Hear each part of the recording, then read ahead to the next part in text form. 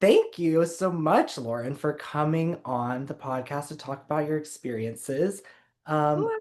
can you go ahead and introduce yourself so people can, kind of know who you are and what you're about? Yes. So, hi, I am Lauren Seeley, and I worked at Disney World from 2016 through 2020. I actually feel like I gained a little bit of a following of people invested in my Disney journey because when I was young and 18 years old, I decided to film a video about my audition, and that still gets views to this day, posted in 2016. So, I've been able to have some following who have walked with me throughout my journey working at Walt Disney World. And then now, after COVID ended that time, I graduated college, got my MBA, and now I live in West Tennessee and I work full time doing strategic marketing. And I just recently started this year my own princess company. So, been able to relive some of that magic and just continue to create special memories for people since COVID put an abrupt end to it. Okay, entrepreneur. I Um, like to have 18 jobs. What can I say? that's awesome. Okay, so since because I haven't seen this video of you talking about your audition process, so It's old. can you kind of like give me the tea about how your audition process was and talk about that a little bit? Yeah, so I went to Disney World. I'm a musical show choir girl. So in high school, I was in our show choir. We called it swing choir. And we alternated each year going to Disney or Branson to perform. So my senior year, we went to Disney World and it was so much fun. And I didn't really meet characters all that often because I don't know. I just feel like my family wasn't all that interested in meeting characters. You know, we'd say hi to Tigger if he was hanging out, but we weren't super into all the character greetings. We did a lot of the rides. But I remember one of my friends met Rapunzel, and I'm like, huh, I wonder how people actually work here. I'd never thought about it before. I'm from the northwest suburbs of Chicago, and so I'm like, I'm curious. I wonder how people audition. So I went on DisneyAuditions.com, saw how they do it, and they actually had an audition coming to Chicago a month or two from then. And I turned 18 that week. So that week of spring break was my 18th birthday. So I asked my parents if I could ditch school that day. I took the train to Chicago, took a little Uber to the dance studio, and I remember by the end of the audition, when I was on the train ride home, I called my dad and said, so I feel like I might get this job. Okay. And it was not something I was expecting at all. It was never a part of my plan for my life, but I did end up getting the job, obviously. And then it, went on from there. But I had posted a video about it, which in hindsight is kind of embarrassing because the performers actively at the park definitely knew about me before I actually got there. Hmm. So in hindsight, a little embarrassing that they knew, like, who's this girl? She's coming in Right. here. But, I was 18 and excited. So what can you do? And a lot of people have appreciated that video. So can't regret, even though it was maybe a little embarrassing in hindsight. Okay. Okay, so what's actually stuck out to me about that is that during my audition, I had a similar experience where I kind of knew that I Yeah. got it before I got the offer. And Mhm. because basically, when I went to do the height thing and they were, checking for how tall I was, Did they I'm flub you? yes, I'm 5'7", and Peter's height is between 5'4" and 5'6". And so I get up there and she goes, squat a little bit. And I like Uh, just kind of squatted and I was like, that's odd. And what was your like, did you have like some similar moment where, or like feeling where you were like, I just feel like I'm gonna get this? Like, I just feel like everything I did in my life really accumulated to having the very specific skill set that's required for that job. I am not unafraid of being on stage, talking in front of people. Um, Doing theater really helped with that. I danced as well. So the animation, the dancing was not a mhm. problem, even though you feel a little bit silly doing the animating. It was, you just got to go with it and be, I always tell people, you're going to feel dumb, embrace it and just go with If it. you feel dumb, Um, then you're doing it right. Exactly. If you don't feel dumb, you're being too conservative. So, yeah. And then there were maybe seven or eight of us who got held at the end to read sides and get pictures. Hmm. And I was reading out loud in the mirror, and I remember I turned around and everybody was silent and staring at me, and I'm like, oh.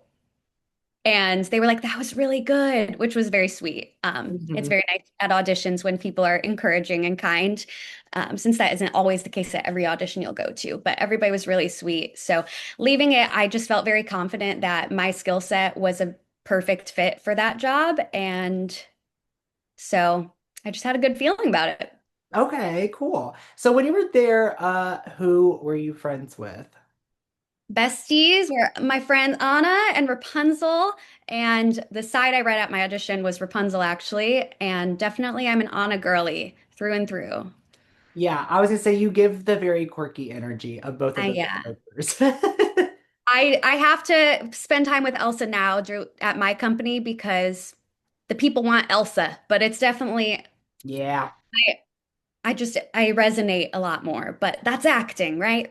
Yes, I feel like also Frozen like kind of took Disney by storm in a way Oh when, yeah, and still is. I mean, they're making a third one now, which is crazy. I know. I do suspect that's part of the reason I was hired because the Royal Summer House was opening that the summer that I joined. So Yeah, they needed a lot more performers. right. And they Um, were also opening Mickey's Royal Friendship Fair, which I also ended up. okay. So I do feel like they kind of had that in mind when I was hired. Yeah. Can you talk a little bit about your experience working there and just in the industry in general, and your experiences as a woman? Yeah, it was very difficult. I grew up, I'm very open about mental health. And so I grew up and I had depression, not diagnosed until I was actually 22. But it was very difficult for me with depression and low self-esteem. And I am a very bubbly, outgoing person. But at the core, I was definitely struggling a lot with my self-esteem, including my time working there. And so, as an individual who already was very hard on myself and never felt pretty enough, never felt good enough, skinny enough. It was very difficult to be in a job where I'm surrounded by so many beautiful women. And I'm not the kind of person who thinks that you should put others down to raise yourself up. So all I did was just put myself down, down, down.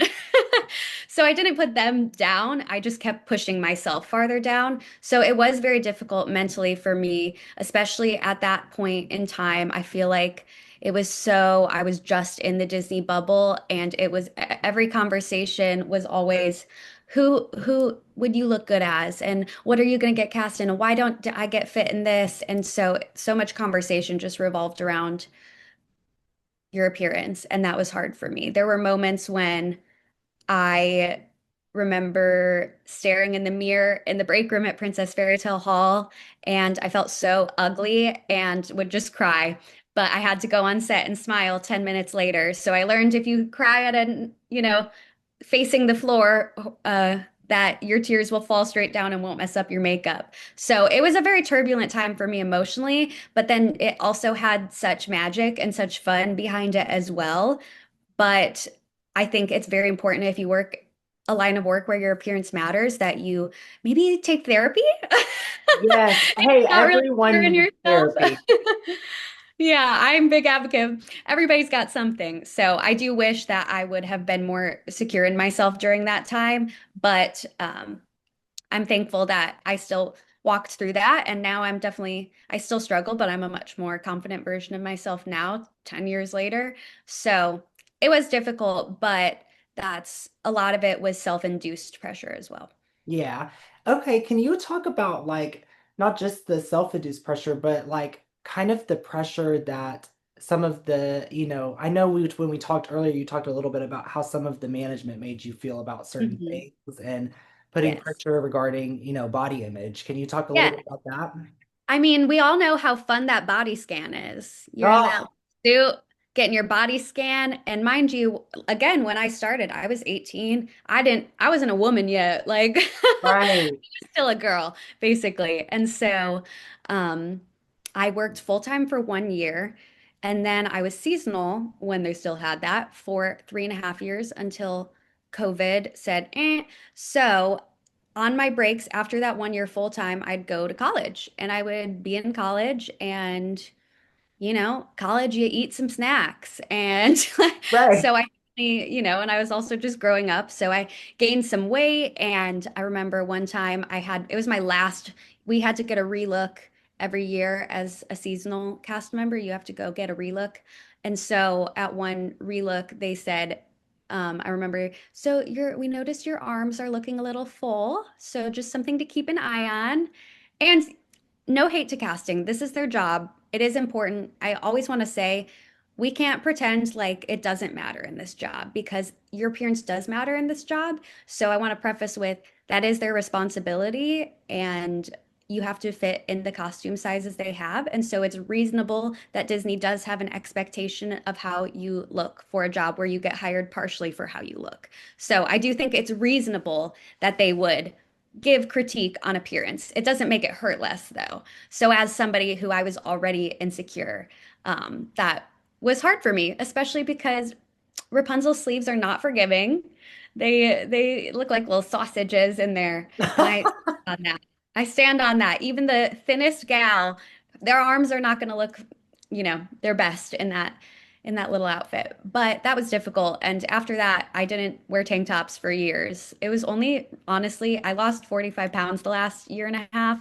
And it was only in the last year that I decided I live in Tennessee. It's 100 degrees. I have to wear a tank top. So Right. it can definitely affect you long term if you let it. So being resilient is something I've grown into, was affecting me at that time. Oh, sorry, my mom was trying to call me. Hey, Mom.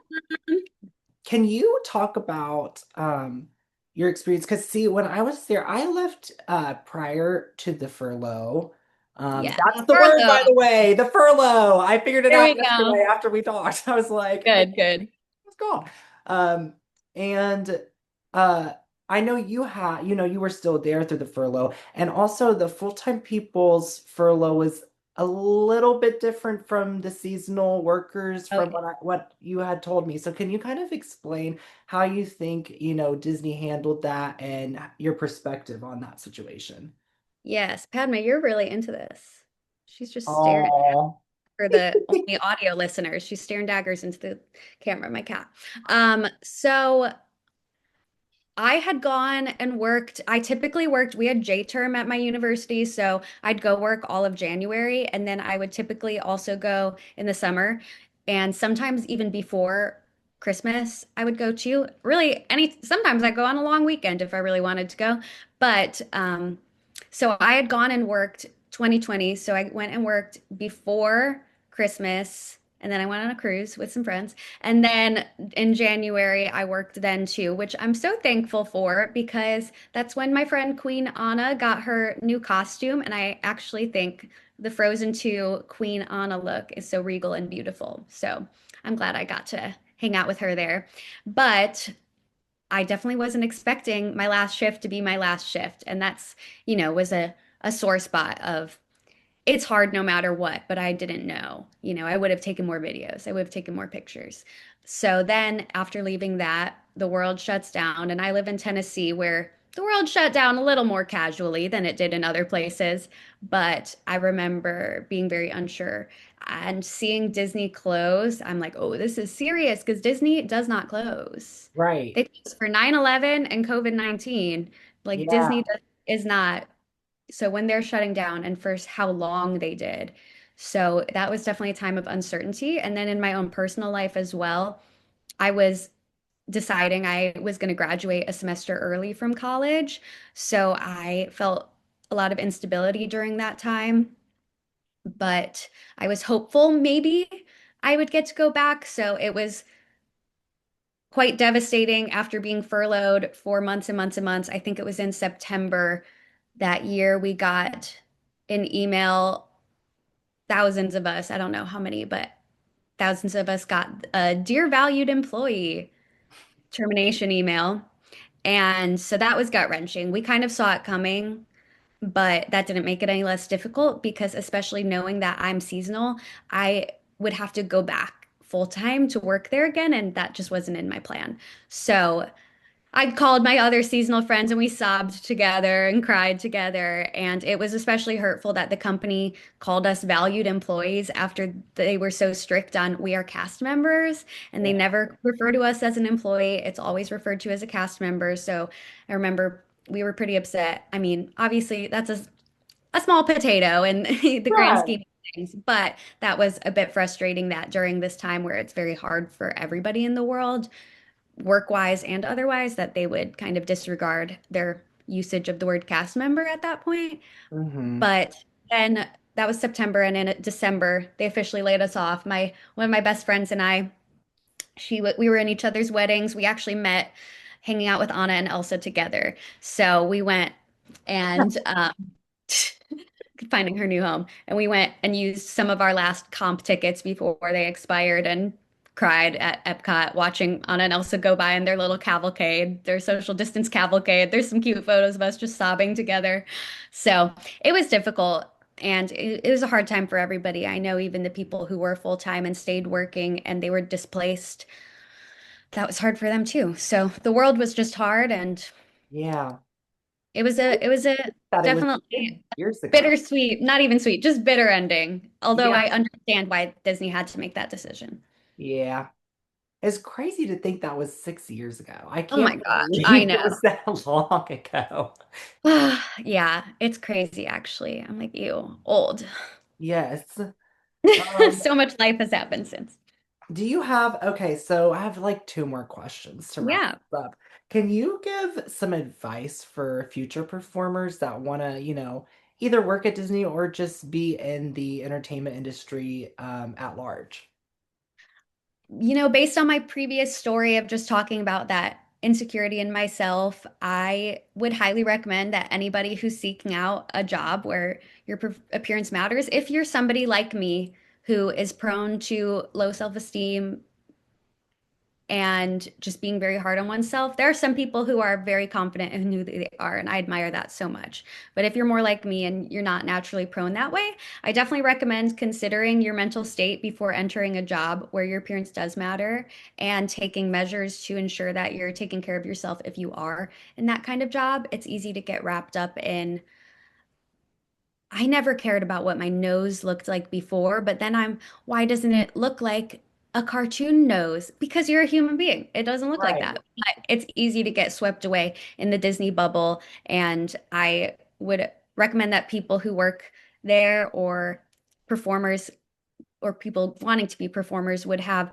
community and a life also outside of that bubble who can keep you a little more grounded so you don't just entirely get swept away. It's good to be more grounded in yourself and in who you are because it can be very mentally draining at times. But I also want to say, enjoy every minute of it too, because with jobs like this, it is temporary. I know even now in what I'm currently doing, I can't do it forever. I went back to doing it because I wasn't done. I felt like I had more to give. I had more magic I wanted to make. I wanted to bring the authenticity of Disney magic to families in my community who may never be able to afford to go to Disney Yeah. and may never be able to have a really quality character interaction. I've been able to bring that here, and that's been so special. And I'm so thankful for the foundation that I built through working at Disney World, being able to carry that into my community now. And so I try to soak up every single minute of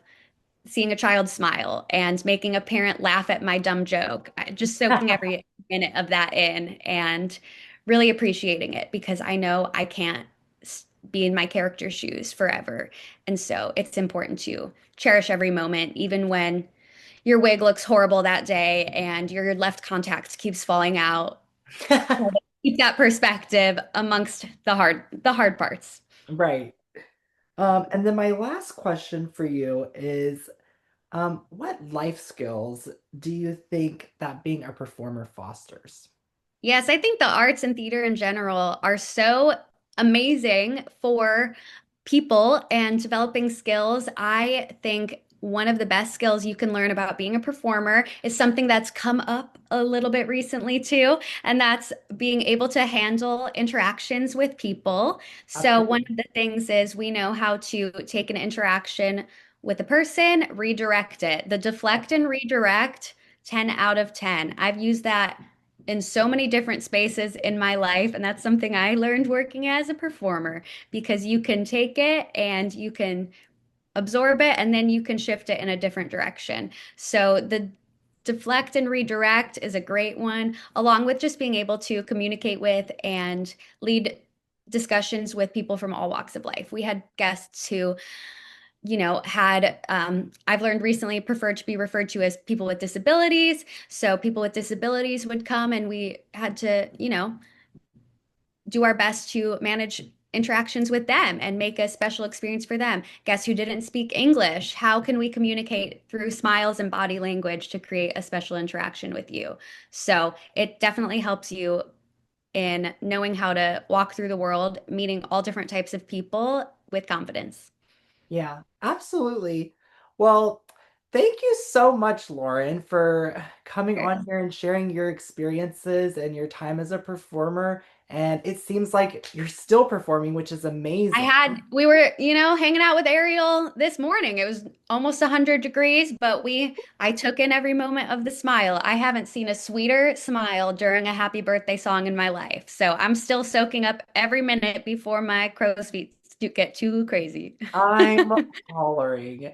Well, can you just like shout yourself out? Where can people find you? Sure. And I will Yeah. tag, like, I'll put your tag in the video as well. Cool. It's just Lauren B. Seeley. If you followed me before, my maiden name is Blodgett. So some people may know Lauren Blodgett, but got married. So Lauren B. Seeley on Instagram, TikTok. My party company is Encore Princess Parties, but unless you're local, that probably isn't as significant to you. But I do also make greeting videos if you're ever interested and somebody wants to send a sweet greeting video, let them know they're going to Disney World or something. I do that too. I have a form in my TikTok bio, but happy to get this crazy internet time to bring performers together and be able to share our perspectives and experiences with the general public. Yes, absolutely. Well, thank you so much. Of course. Thanks for having me and reaching out. Alrighty. Bye. Bye.